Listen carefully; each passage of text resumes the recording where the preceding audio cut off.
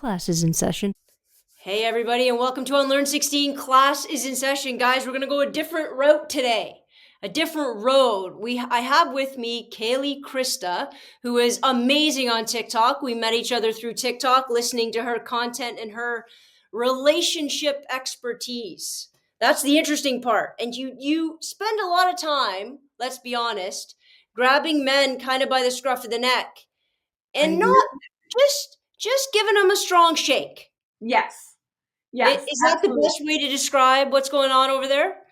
I kind of like to think of it as trying to translate between, husband and wife and boyfriend, girlfriend, or, partner, relationship, whatever that might be, and whatever that looks like for everybody. Because, I think sometimes we're a little too close to it. It helps when we can send something that's like, this is something that I've been wanting to communicate to you, but I just didn't have the words. Right. And sometimes it's easier, right? When somebody's kind of forced to watch a video as opposed to getting an argument where somebody's defending themselves, or, that's really what I want to do at the end of the day is kind of help people communicate. And I came from the public construction world where I listened to men complain about their wives all day. Right. And it always just amazed me. They all had the same problem. You know what I mean? So that's kind of how it started. I love it. You know the book, and I want to start here, and then I'm going to roll into, I want some top 10 construction complaints. But the book, everybody knows this book, Men Are From Mars, Women Are From Venus. I use this book as a reference point all the time, as I don't think men are from Mars, women are from Venus. I think we sent them there. Oh, I love that. I think we decided we are going to construct women this way and send them over there, and construct men this way and send them over there, and then be shocked when they don't know how to have conversations with one another.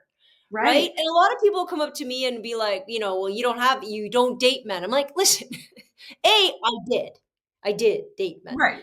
But B, it doesn't mean I don't have any men in my life. Like, absolutely. There still is, differences. And there's, in my opinion, I honestly believe they are much more societally created. So we talk about gender, we talk about all those things, much more societally created than they are this natural expression of testosterone and estrogen. I mean, testosterone doesn't make you put your socks beside the seat when you're sitting down. Estrogen, it just, that's not how it manifests, right? Absolutely. We've built that. Okay, so let's do 5. Can you give me the 5 top, or the top comments you get from men? I like this angle first.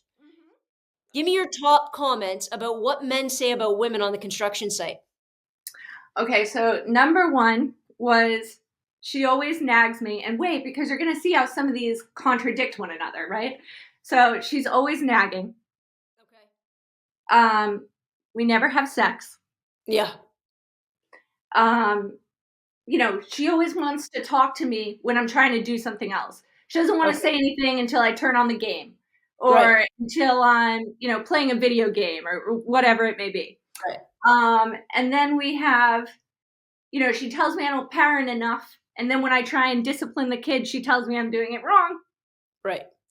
And then it's kind of like nagging, but she's always after me. She's always after me. She's always telling me I'm doing something wrong. Right. Now, so you hear guys saying that, I can sit here and I can see some of it play out.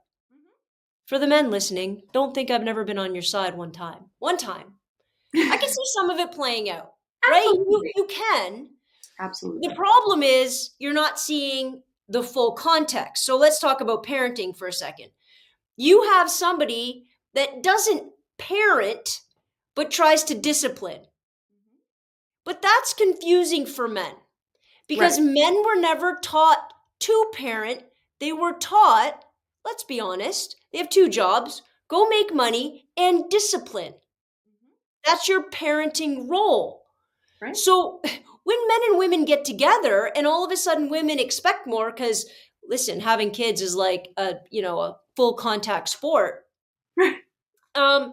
And she doesn't know what she's doing anymore. I think this presumption that women know what the hell they're doing because they birthed them is Right. somehow hilarious. Like somehow they have a lock on it, which they don't, but they have a lock on the social expectation of figure it the hell out, Right. Right. right? And what always kind of it kills me is I see men commenting and saying things like, you know, well, nobody's ever here to support men. And at the end of the day, I get really frustrated because I agree, right? A lot of men don't even have the vocabulary Yeah, there we to go. be able to have some of these conversations, to Mhm. be able to say, how do I be an emotionally supportive parent? Yeah, And I think sometimes I really can sympathize with the struggle of being the one that's maybe expected to earn, right? Especially if that's not the expectation coming from their partner. That's yeah, the expectation coming from the world and what they've been conditioned to believe they are sure. is a provider. So, there I can sympathize with the fact that because they're always at work and so they're not the one at the soccer game, your child is naturally going to look at mom as being the one that's always cheering them on. Yeah, But my frustration is we can't be the ones to bring you into these conversations, right? And a lot of times when we try to, we're labeled as, we're nagging you or we're mhm, getting on top of you or we're never happy. Why is it always the women's job to kind of fight for men to be conditioned differently? We need men to fight for that and we need to do it together, right? We need to do it as humans at the end of yeah, the day. And that's where my frustration comes in is when they're sitting there going, well, no one's talking about how we're not brought up that way. We want to have those conversations. mhm. You don't always want to have those conversations. Right, right. You know? I think, and a lot of psychologists would agree that by I think the age of 5, 75% of who you are is who it's set. Yeah, Look at that. And we wait till marriage to try to change people. right. We've done lost the plot of the movie. It's Well, too much time has passed. But here's my problem with some from the we call women the fairer sex. What do we call guys? I had so many bad things run through my head. I yes, so exactly. The angrier sex, the yeah, stronger sex. stronger sex? I don't know if that's We true. Have you ever seen a guy pass a kidney stone? No. Is that Oh, I would argue that it's not even remotely true, but I've heard them call themselves that. Well, my problem is you look to the guys and then you say, listen, we want to change kindergarten. We want to change identity. We want to create a stronger fluidity of gender and Right. expectations, right? We want to do those things so that your sons and your daughters have this much more holistic, amazing sense of self and sense of emotionality. And a lot of the times it's the guys who are like, wait a minute, you're going to turn my son into a insert horrific euphemism, And see, right? that's what really kills me is and you make such a brilliant point because when these kids are growing up and they're still exactly that, they're kids. They're nowhere ready for marriage or relationships or anything like that. Mm. And already the worst thing that we can call them is a girl Hmm. or a insert, female anatomy. Um, and so we sit there and we go, then we expect them to have the skills of a mother when being a girl was the worst thing they could be. There we go. And that just, this is something that society isn't helping, right? No. This isn't, and so I would never say, oh, it's all the man's fault. I'm Mhm. just saying we need to be able to look at these from different perspectives. And I think that's one of the amazing things about social media, about what you do with your content, about what a lot of content creators do is listen, let's look at a different side, What's right? That the you may other not have option? considered. Yeah, Right. how do we expand that? And it's funny because as I'm talking about this, you have the trans movement over here and you have such a horrific backlash. And I argue time and time again, it is nothing to do with, to be honest, the trans people are in the forefront of a horrific fight, but I honest to God, don't think it's about them. I think it's fighting something that that side or that group of people finds far more insidious, which is the belief or the ideology or the reality, in my opinion, that boys aren't born a certain way and girls aren't born a certain way. Get the hell out of their way. Stop telling them who they are. Let them be who they want to be. Mm-hmm. That, what I just said, is horrifically radical and ridiculous and destructive of the biggest foundation that I think is our biggest failure, which is girls over here, boys over here. Please put on all identifying markers and go through life and live in your functionally structural world, Yeah. right? It's shaking the foundation. And unfortunately, the trans person gets to be a symbol, like a big symbol of that. When in actuality, some people will think that I'm trans. I am not. I have short hair. It's not the same thing. But I am shaking the foundation of that, and it pisses people off, and because it's scary.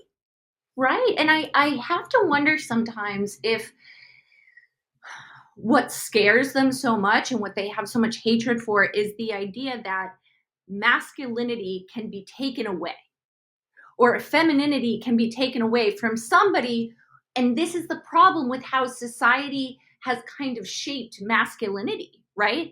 As that if you have a moment that you're not looking masculine, then you are weak. And so they look at somebody from the trans community and they say, wait a minute, if that man can become a woman, then my masculinity is not permanent. And it's not, glued to me. It's something that can be separated. And, that's not, we could pick that apart all day, but I have to sit there and wonder, is that what that radical group gets so frightened by?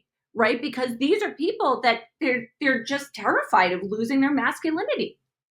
Well, I think it goes to, yes, I think it goes to their masculinity, but again, it's something so deep seated and so subconscious, they don't even understand what they're fighting about.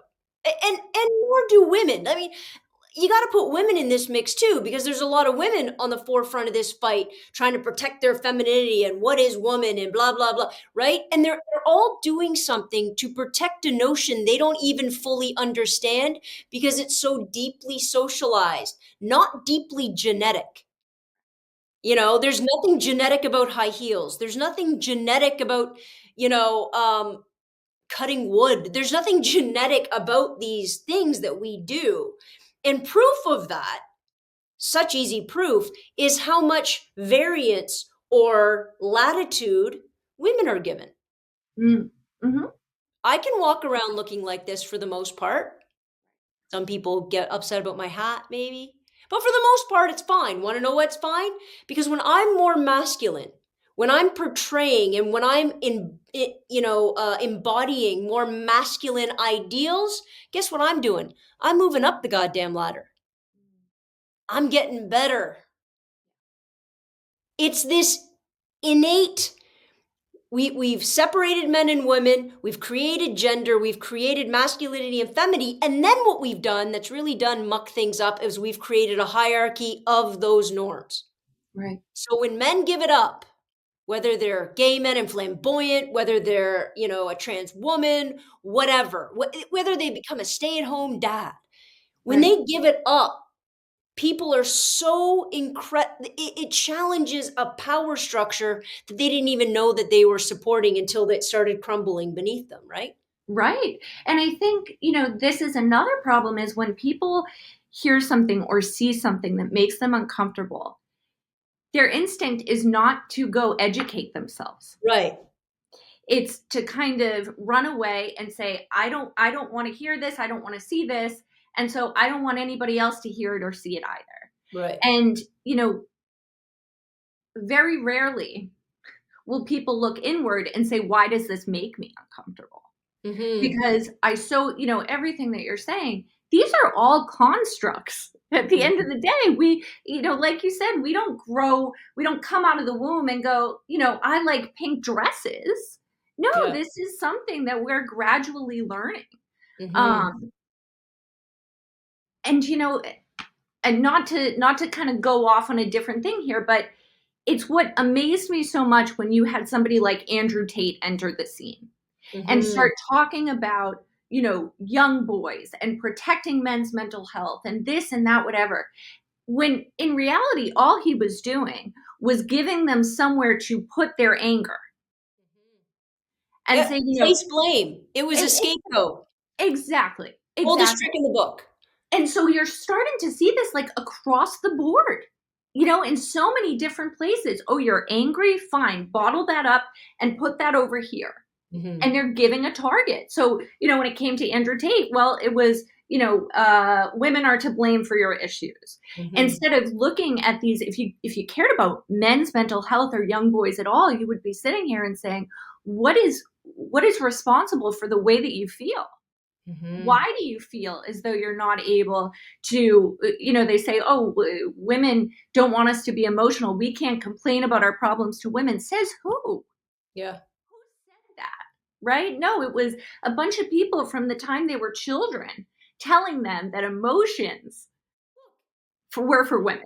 The dude shaves his head. Did you hear the story of why? His No, I dad didn't. chirped his mom one time of the few times he'd come home about the boys needing haircuts and how disgraceful it was that their hair looks like. Everything Andrew Tate does is a response and there's no, every psychologist in the world would say, oh my god, it's all of the trauma his dad caused. Right. All of it. All of it. And every time those boys talk, you want to see them go crazy. Say what I just said to their face. You'd get punched in the mouth. Because how dare you come at their hero that left them in poverty? Their hero that didn't get a job and take care of their family? Their hero that condemned their mother about how they were raised? That's your hero?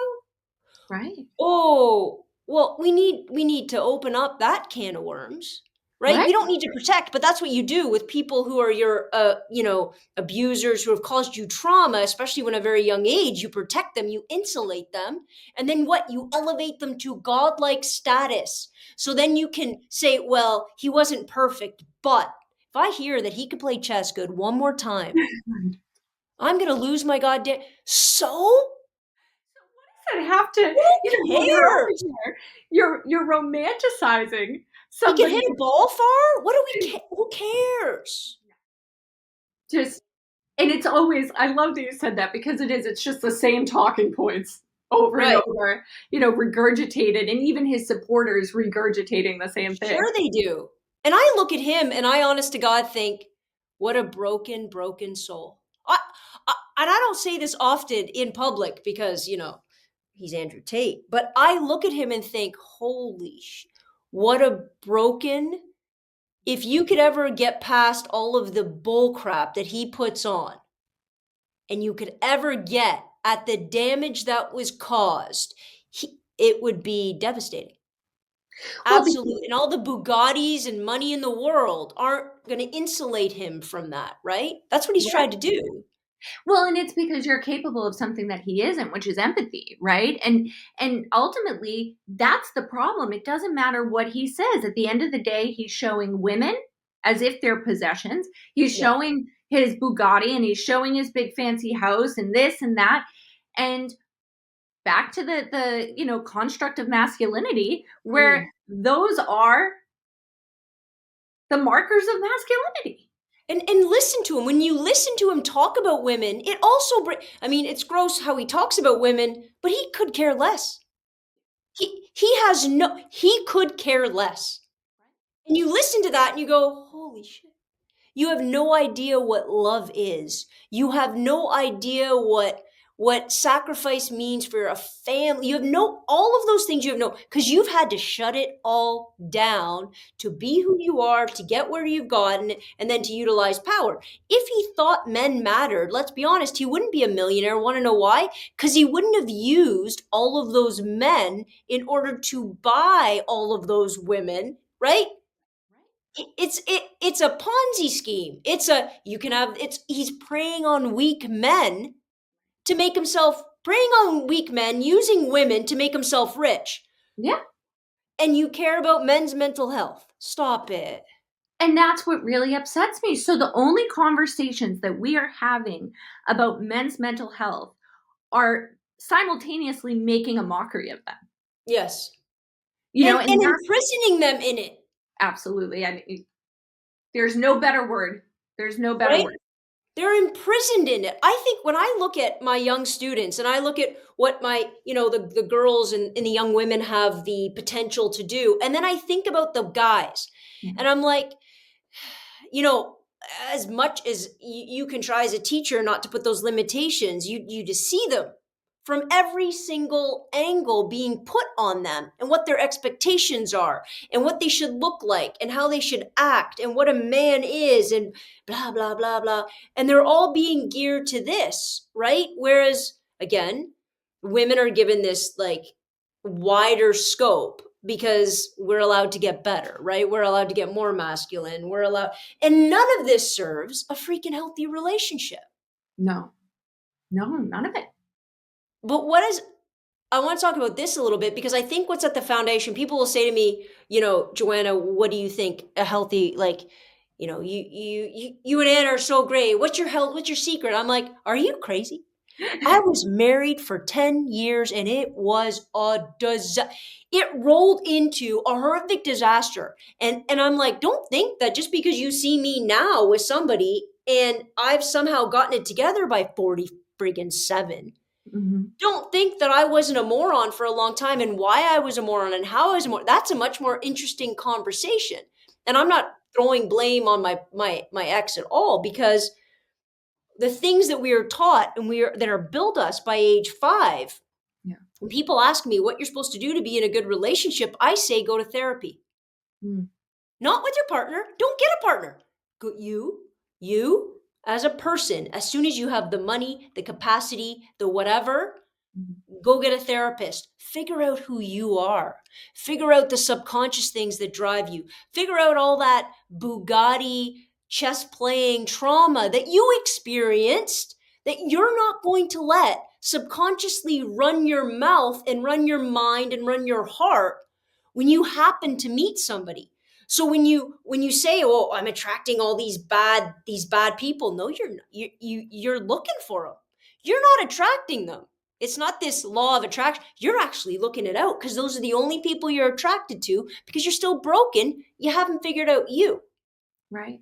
And, something that always kind of amazes me because I hear something very similar so often, which is women saying, I continue to date the same man with a different head, right? They're the same people. And Yeah. it's because we don't think about enough how just because something feels familiar doesn't mean that it's comfortable. Just because something's familiar doesn't mean it's safe. It just means that it's what we're used to. There we And go. so if we are growing up in a broken home, abusive situation, a toxic family environment, whatever that may be, all of those things, well, what are we going to go duplicate? Hmm. When we're sitting there and okay, the only relationship that we've ever seen modeled, the only relationship that we know is one of, let's use our parents as an example. And if our parents had a horrible abusive relationship, well, that's what we've come to accept as normal and Hmm. therefore acceptable. A friend of mine was telling me we mistake chemistry for positive. Oh, When I having chemistry with somebody is not always a positive reflection of a healthy attraction. I love It's that. just what you're attracted to because what your broken pathology is. And I'm going to go you a step further. I'll tell you a little bit about me because I would love I to. didn't grow up in a fighting. My parents got divorced. Okay. Now, a lot of people are like, my mom's like, oh, you're never going to have a good relationship because we got divorced. I'm like, you know what's funny? I don't think anything bad about my mom and dad's relationship because I never saw it. I I never saw it, right? So Why? I never really had a lot of concepts of that. But here's something that did break me because a lot of people talk about trauma and a lot of people talk about the really negative. But at the end of the day, not a single one of us has ever been raised by perfect parents. So whatever pathology that they have, whatever problems that we're going to absorb that. And here's mine, or here, well, still is mine, I guess. My mom has no boundaries when it comes to loving her family. Because my mom never chose to get into another relationship. So some people are like, well, she never was in another relationship. I said, but I did see examples of love. And examples of love was how she loved me and how she loved her mom and her dad and her siblings and what she did for my cousins and how she was always there. And no matter what, they could do anything, right? That she's all, she calls them, they're not around. They need her, she's there. Zero boundaries, any sense of the time. And a love is, I am all in all the time. I will never walk away no matter what. And I used to think that's what love was. And then I spent 10 years trying to run up that, and people would say boundaries. I say, what are you talking about? That's not love. And eventually I went, holy shit. It is love of the most important kind because it's love for yourself before, and everybody's like, well, that's before other people. But if you don't have love for yourself in a real way, I don't mean I love myself, I'm so loved. I mean in a real way, meaning I have healthy, developed, articulated boundaries that I will hold on to. And if you don't want to live up to that boundary, I need to walk away. Right. That's loving yourself. Mm-hmm. That's it. And think about how many people can't do that. And listening to this is so powerful for me because honestly, the way you describe your mother, that is very much how I spent most of my life, believing that my value was entirely tied to the value that I could provide other people. Right. Had nothing to do with if I was happy or what I wanted and I mean, still to this day, I struggle with it because my instinct is to go back to that place. And it's something that Absolutely. I'm constantly having to talk myself through. Yeah. And the second that I started to put up boundaries, all of a sudden I was selfish, right? They called me selfish for doing what Sure. they had always done because very Yeah. much like you said about your mother, when I was calling these people, they were never available. Right. Nobody was ever available to do something for me. If I could even get myself to ask for help, which was virtually impossible for me and continues to be virtually impossible for me. So I can so much relate to that. And it is very difficult when you're trying to, I think about my son all the time because as he started to get a little bit older, I had to constantly tell myself, I have to do this. I have to put up boundaries for myself, but I have to put up boundaries so that he can see healthy boundaries and know what Mhm. that looks like, you Yeah. know? Um, and Well, and it's how do you, funny. oh, I'm Sorry, go sorry. ahead.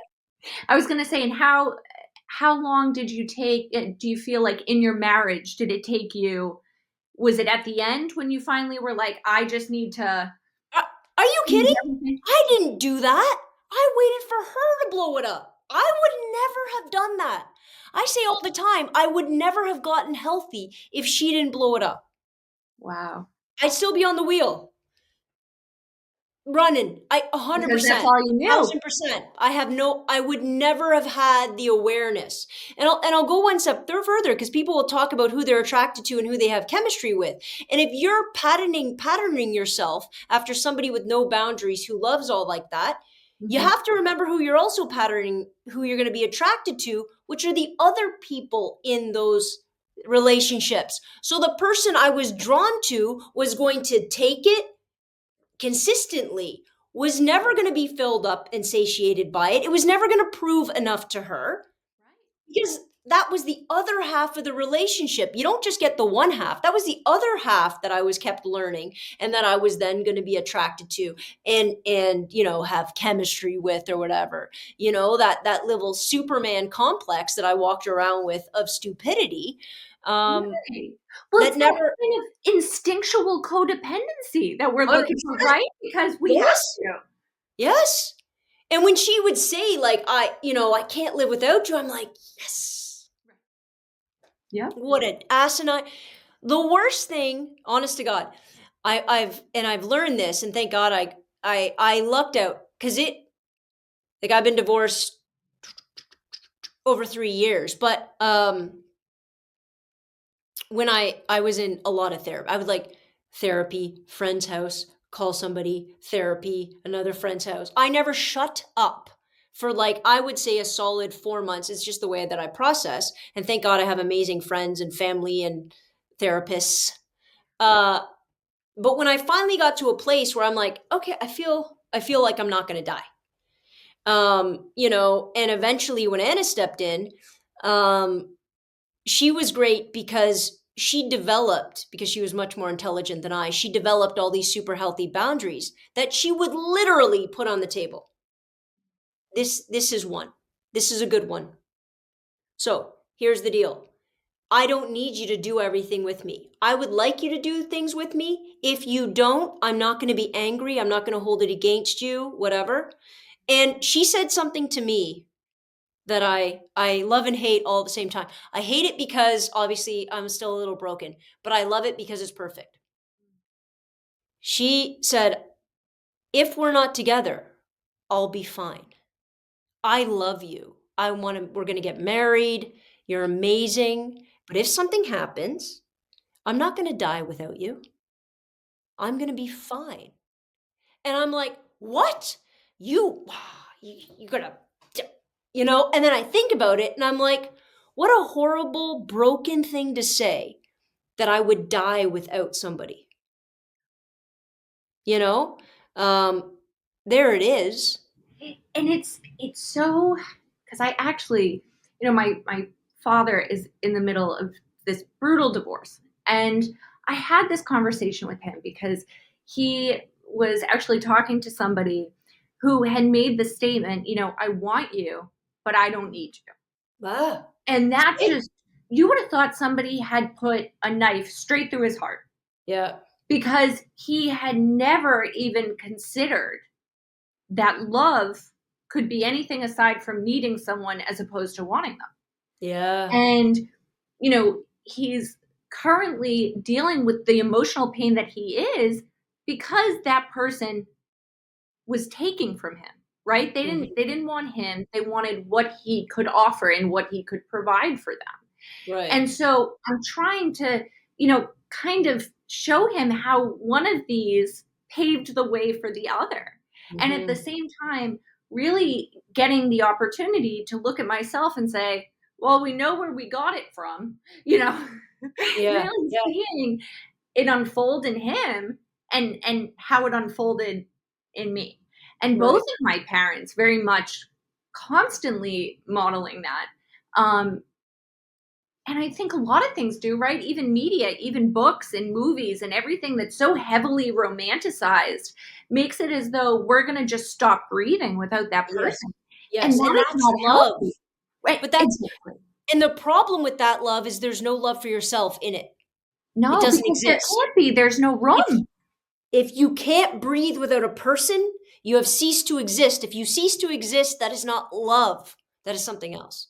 Right. But we've convinced ourselves, like, yes, you're right. The media kind of like, I had that initial, I think, lesson or indoctrination or whatever as a child, but the media really does pile that on, right?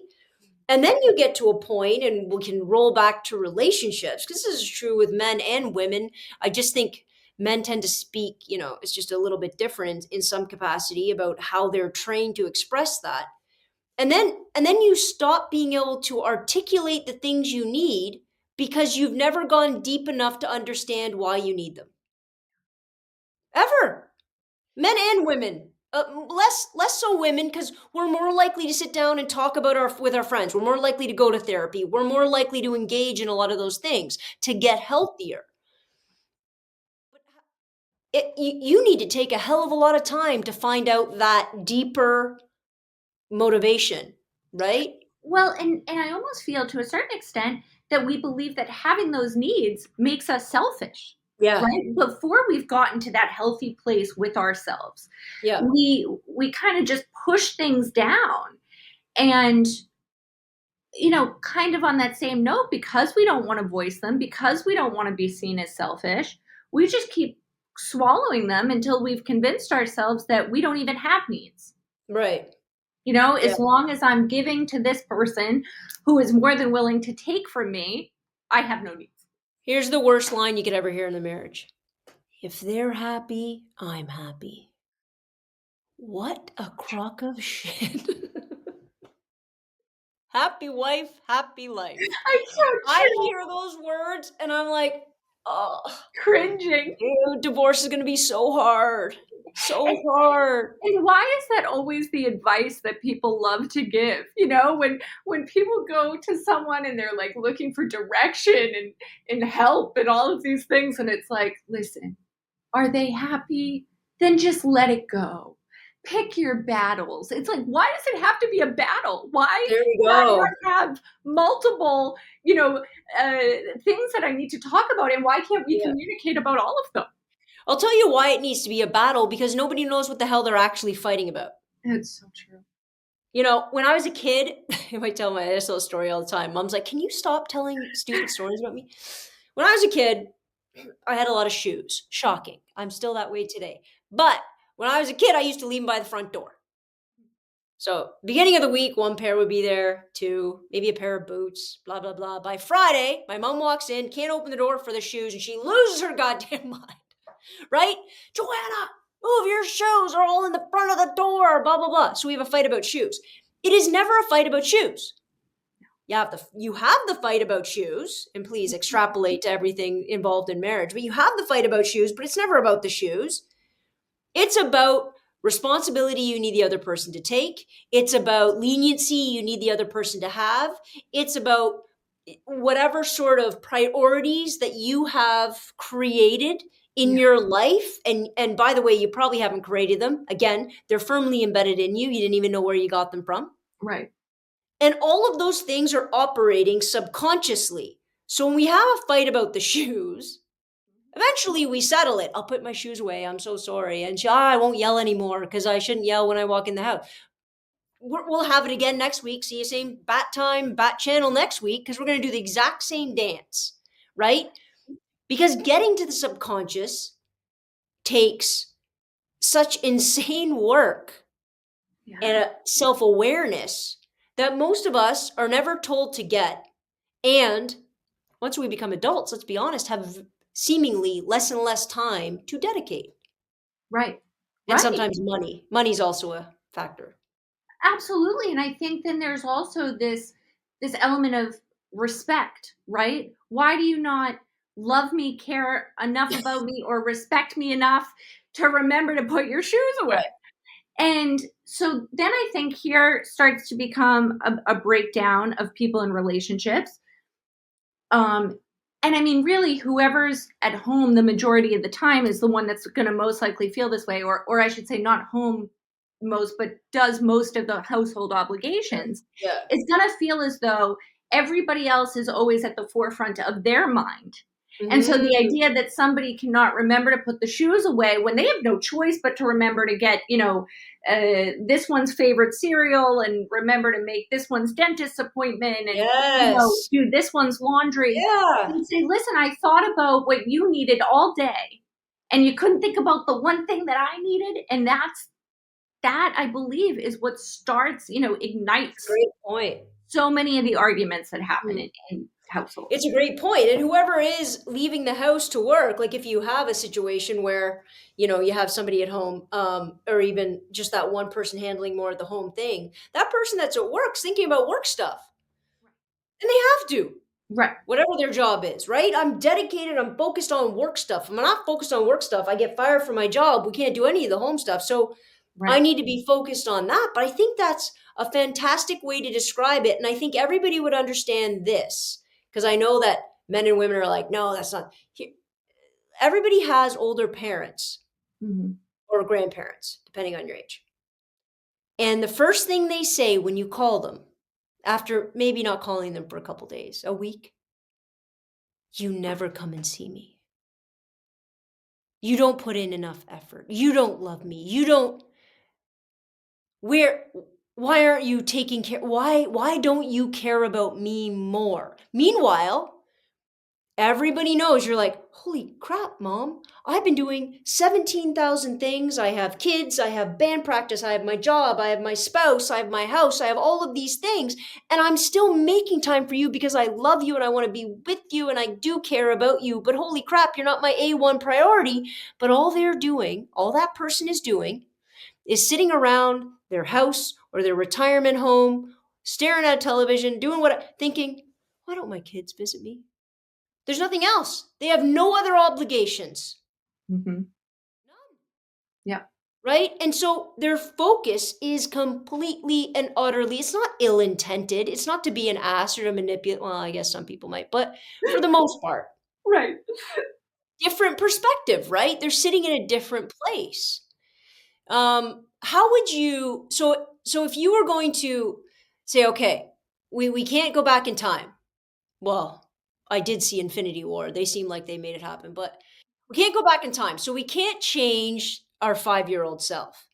Let's say you've been married 10 years, because that seems like a pretty magical number. Mm. And all of those things have built up, right? The shoes and we haven't even talked about sex because everybody has already made the delineation that women want to have sex when they feel emotionally connected. Men want to have sex to feel emotionally connected. We're at an impasse. Right. Rocky. Like, that's a real, if that's true, that's a real horrific difference of what we've socialized or whatever, however we've got there. Right. That's a real conundrum Oh of a yeah, situation, that one. absolutely. When Because sex breaks down, we all know, like, marriage breaks. I mean, it's intimacy matters. well, because it's funny because if we're gonna take that, right, and we're gonna say, okay, well, women need emotional connection to have sex, men need to have sex to feel emotionally connected, that sits on a cycle without issue as long as everybody's communicating, right? Mm, And everybody, because it's not until the emotional connection breaks down or the sex breaks down that the cycle falls apart. Everything just right. keeps spinning if we're still communicating, right? But the problem is that life gets hard I and think, bills yeah, pile up and you know everything starts okay, we've got soccer practice 5 nights a week and you know your mother wants to come over for dinner twice a week and we've got a sleepover and birthday parties and whatever the hell is going on in everybody's lives.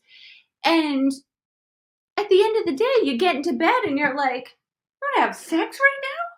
I yeah, can't even keep my eyes open, you know, and I think for a lot of couples, it starts very simple sometimes. Maybe it isn't this, you know, oh, I resent you or this, or it might not even be something that yeah, big. It yeah, might just be yeah. something small. I'm a little too tired tonight. And then somebody rolls over, gets a little angry. And then the next night, that person's angry because they were angry. And it just, things break down Ripples. so easily. Right, Yeah. right.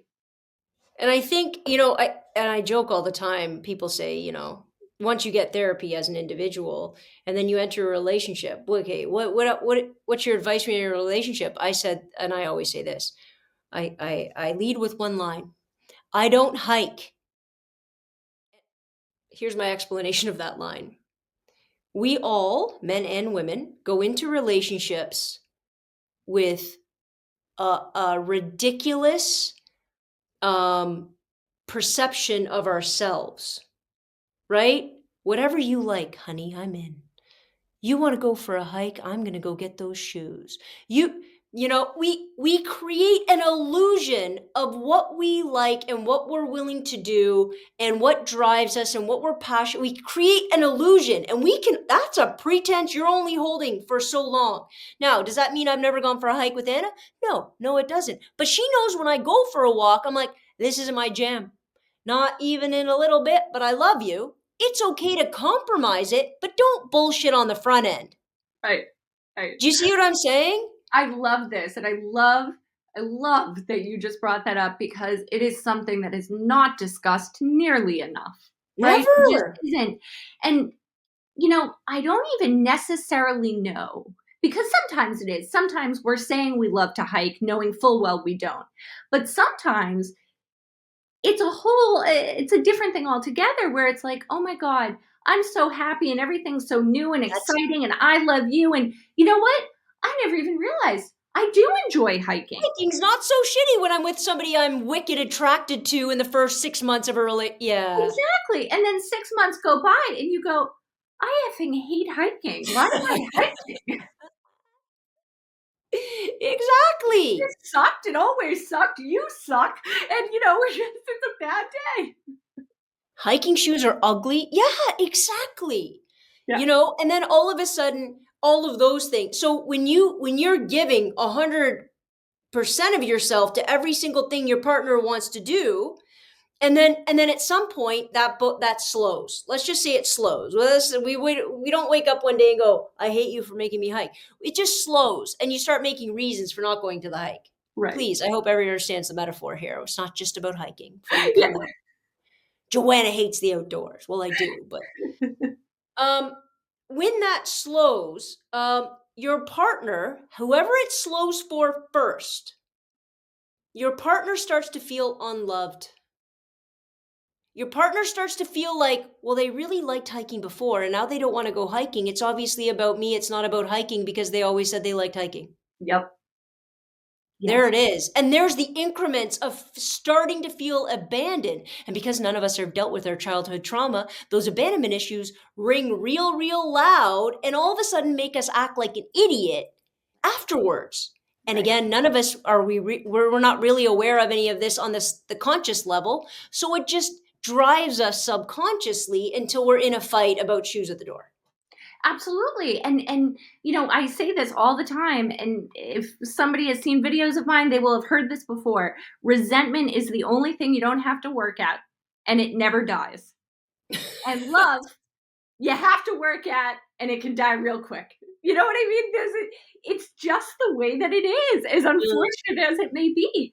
And you're so right, because I truly believe that every single one of us struggles with abandonment issues. Yeah, And of course we do. you That's have the the most beautiful analogy, because it is the second you don't like hiking anymore, it's, oh, that used to be one of our favorite things we did together, or oh, they don't want to spend time with me anymore, or, there we you know go. we used to have so much fun together, and the relationship used to be fun, and all of these things start to pile up. Well, at the same time, the more committed you become, the more of life you start to face together, and the harder the big picture is overall anyways. And I think I the fact that these things happen simultaneously. Yeah, it's overwhelming. Yeah. Um, I joke because people say, "Well, what do you and Anna have in common?" And I say, "Absolutely nothing." I'm not joking. They're the best. Those are the best. If you put us in a room, you could ask us just like blind questions, like, "Okay, are you thinking about blue or purple?" We will say the opposite instinctually. And I joke with Anna, and I say, "But we just take turns doing what the other person likes and what I hate because I love you." But we're always honest about it. There's the key. Mhm. How the key is, if you can be honest with yourself, huge step one. And then if you can be honest but respectful with your partner, that's it. Yeah. Honest and respectful. I mean, when I say honest, I mean you don't need to be a dick, but honest about, listen, that's not my kind of thing, but I adore you. I'm going to give it a go, but it's probably not my thing. I'm not Yeah. into it. Like Anna watched all 7 seasons of Buffy. She hated every single one. She watched every single one. And then you know what I did? I watched Roswell. Equal hate of the other thing the person loves, but you do it anyway, but you do it honestly, Right. Right. right? You don't sit there the whole time and pretend that you No love every minute of pretending. the show. It's God, I wish Anna would pretend one time. Sometimes I one of say, the moments you "Can you talk about. just lie to me? Tell me Buffy's not so bad." Right, exactly. Can you just pretend to support me in this, please? You know what's Oh, beautiful about that? You never question if they're lying. oh. And there's, especially when you've Never. come from many bad relationships, and then you find somebody in this world that you truly trust to just Because they don't be lie. honest. They Exactly. don't. They don't lie to protect your feelings. They protect your feelings while telling you the truth. Absolutely. That's a Absolutely. different goal, right? Right, and I think that that's something that, yeah, it's almost like I say this all the time, and I wish I had a better way to say it, but it's like when you find love, that's when you know, like, "Wait a minute, everything else didn't quite feel right until I felt this." Mhm. But until you get there, you're just working with the closest you felt to it, right? Whether that be, lust or infatuation or possessiveness or whatever that is at whatever stage. You have no idea. There's not this feeling, there's not a bell goes off in the back of your head. It's the only thing you have an idea of at that time. It's the best you can assess, Right. right? And sometimes the best we can assess is garbage, guys. Yeah, Absolute garbage. it's not that this is, oh, this is great. It's just this is less toxic than before, you It's know? amazing. It's just, and it probably isn't. It's just less toxic for about the first 6 months. Right. Um, if you could give anybody relationship advice, what would be your top 3 things before we round this out? But don't go. I'm gonna end when I end the podcast. Don't leave because I have off-camera questions. I'm not willing to ask on it. Okay. With Perfect. Um, 3 so pieces of advice. I think, communication is the single most important thing. And with that comes things like honesty. Yeah. And talking to do not underestimate. I think a lot of times what we do is at one point we communicated something that mattered. And maybe we didn't get the answer that we wanted. And instead of having a conversation about that, we just stop voicing our needs. And Right. there's nothing wrong with sitting down and saying, you know what?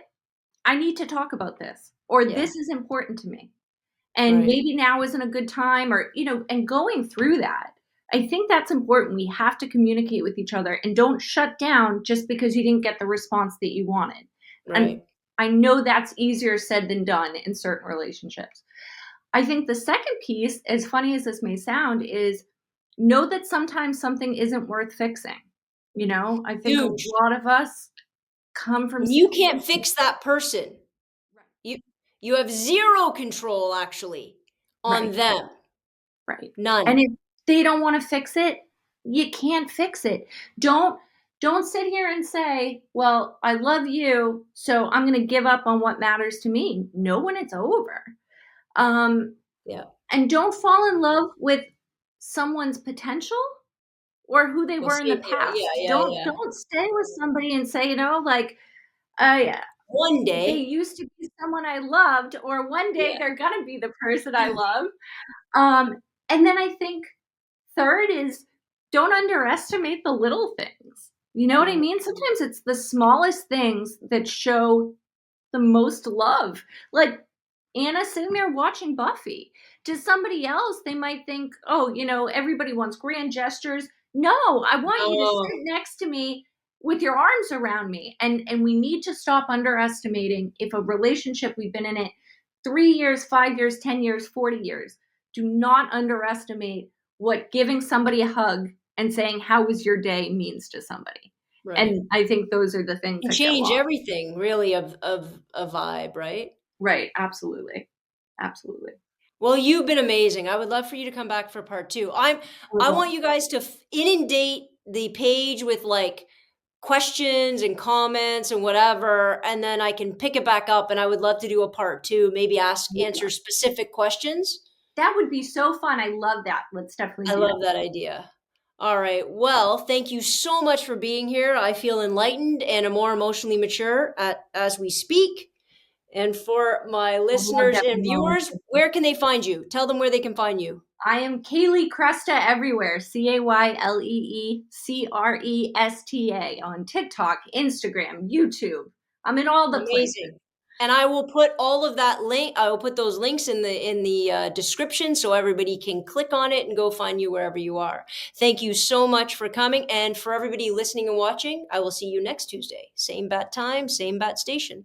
Dismissed.